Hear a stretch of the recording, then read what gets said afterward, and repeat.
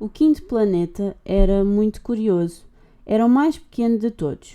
Mal havia espaço para nele caberem um candeeiro e um acendedor de candeeiros. O príncipezinho não conseguia perceber para que podiam servir. Algures no céu, num planeta sem casas nem população, um candeeiro e um acendedor de candeeiros. No entanto, disse para consigo: talvez este homem seja absurdo, mas, ainda assim, é menos absurdo do que o rei, do que o vaidoso, do que o homem de negócios ou do que o bêbado. Pelo menos o seu trabalho tem um sentido. Quando acende o candeeiro, é como se fizesse nascer mais uma estrela ou uma flor. Quando apaga o candeeiro, é como se pusesse a flor ou a estrela a dormir. É uma ocupação muito bonita e, para ser bonita, é verdadeiramente útil. Quando chegou ao planeta, cumprimentou respeitosamente o acendedor. Bom dia, por que é que apagaste agora mesmo o teu candeeiro? São ordens, respondeu o acendedor. Bom dia. Que ordens são essas? São ordens para apagar o candeeiro. Boa noite. E voltou a acendê-lo. Mas por que é que voltaste a acendê-lo? São ordens, respondeu o acendedor. Não percebo, disse o príncipezinho. Não há nada para perceber, retorquiu o acendedor. Ordens são ordens. Bom dia. E apagou o candeeiro.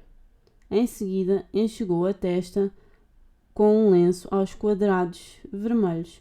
Tenho uma profissão terrível. Antigamente até era aceitável. Apagava o candeeiro de manhã e acendia-o à noite. Tinha o resto do dia para descansar e o resto da noite para dormir. E desde essa altura as ordens mudaram? As ordens não mudaram, disse o acendedor. Esse é que é o problema. O planeta começou a girar mais depressa de ano para ano, mas as ordens não mudaram. E então? Perguntou o príncipezinho. Então, agora que o planeta dá uma volta por minuto, não tenho um segundo de descanso. Acende e apaga o candeeiro uma vez por minuto. Que engraçado. Aqui os dias duram um minuto. Não tem graça nenhuma, exclamou o acendedor. Há já um mês que estamos a falar um com o outro. Um mês? Sim, 30 minutos, 30 dias. Boa noite. E voltou a acender o candeeiro. O príncipezinho observou e gostou deste acendedor, que era tão fiel às ordens. Lembrou-se das vezes em que ele próprio tentava assistir ao pôr do sol, deslocando a cadeira. E então quis ajudar o amigo. Olha, sei de uma maneira de tu poderes descansar quando quiseres. Quero sempre, disse o acendedor, porque se pode ser, ao mesmo tempo, fiel e preguiçoso. O príncipezinho acrescentou: o teu planeta é tão pequeno que lhe dás a volta com 3 passadas. Basta que andes lentamente para estar sempre ao sol. Quando quiseres descansar, começas a andar, e o dia durará o tempo que tu quiseres. Isso não me adianta muito, disse o acendedor. O que mais gosto de fazer na vida é dormir. É mesmo falta de sorte, exclamou o príncipezinho. É mesmo falta de sorte, repetiu o acendedor. Bom dia, e apagou o candeeiro. Este, pensou o príncipezinho enquanto prosseguia na sua viagem, seria desprezado pelos outros todos, pelo rei, pelo vaidoso, pelo bêbado e pelo homem de negócios. E, no entanto, é o único que não me parece ridículo, talvez por tratar de outras coisas para além de si próprio. Com pena suspirou e pensou. Este era o único que poderia ter se tornado meu amigo, mas o planeta dele é realmente pequeno. Não há espaço para 2. O que o príncipezinho não ousava reconhecer é que tinha pena de não poder ficar naquele planeta abençoado, sobretudo porque, se ali ficasse, poderia assistir 1440 vezes ao pôr do sol ao longo das 24 horas. O sexto planeta era um planeta 10 vezes maior. Era habitado por um velho senhor que escrevia livros enormes. Olha, um explorador! Exclamou quando avistou o príncipezinho.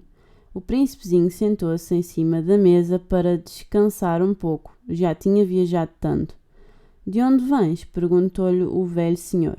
Que livro tão grande é esse? Perguntou o príncipezinho. O que é que o senhor faz aqui? Sou geógrafo, disse o velho senhor. E o que é um geógrafo? É um sábio que sabe onde ficam os mares, os rios, as cidades, as montanhas e os desertos. Isso é muito interessante, exclamou o príncipezinho. Isso sim é uma verdadeira profissão. E deu uma olhadela à sua volta para ver melhor o planeta do geógrafo. Nunca vira um planeta tão majestoso. O seu planeta é mesmo bonito. Tem oceanos? Não faço ideia, disse o geógrafo. Ah, o príncipezinho ficou decepcionado. E montanhas? Não faço ideia, disse o geógrafo. E cidades, e rios, e desertos? Também não faço ideia, respondeu o geógrafo. Mas o senhor é geógrafo? Pois sou, disse o geógrafo, mas não sou explorador. Eu não tenho nenhum explorador.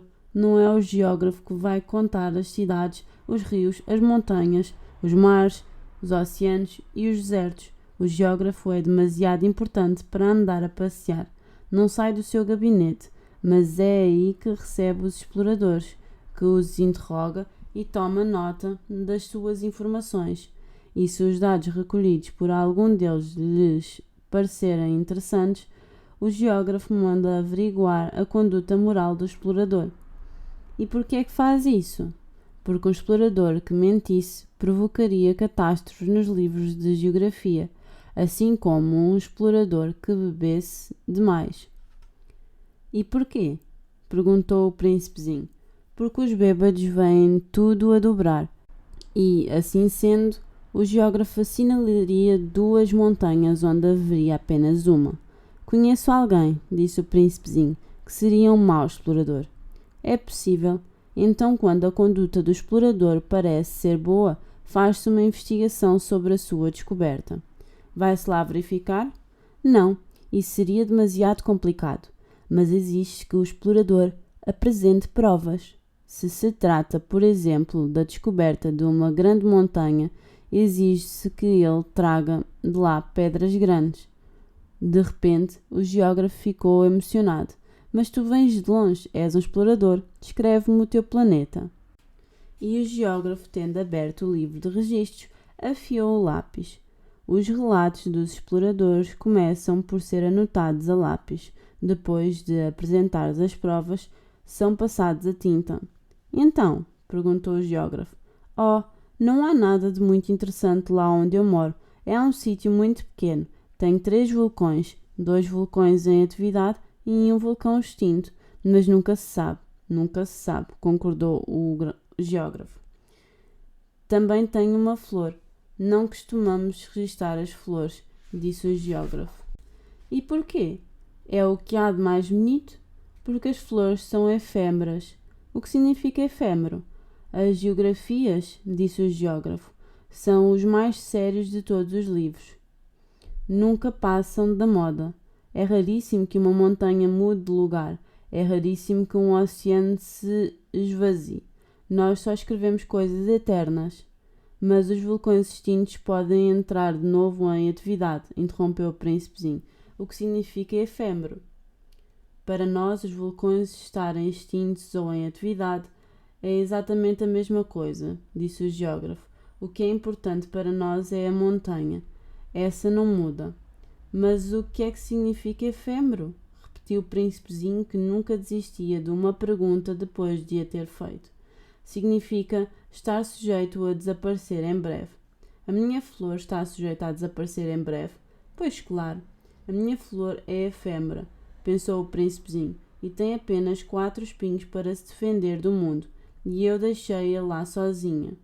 Foi a primeira vez que sentiu arrependimento, mas logo de seguida voltou a animar-se. O que me aconselha a visitar? Perguntou. O planeta Terra, respondeu-lhe o geógrafo. Tem boa reputação. E o príncipezinho foi-se embora a pensar na sua flor.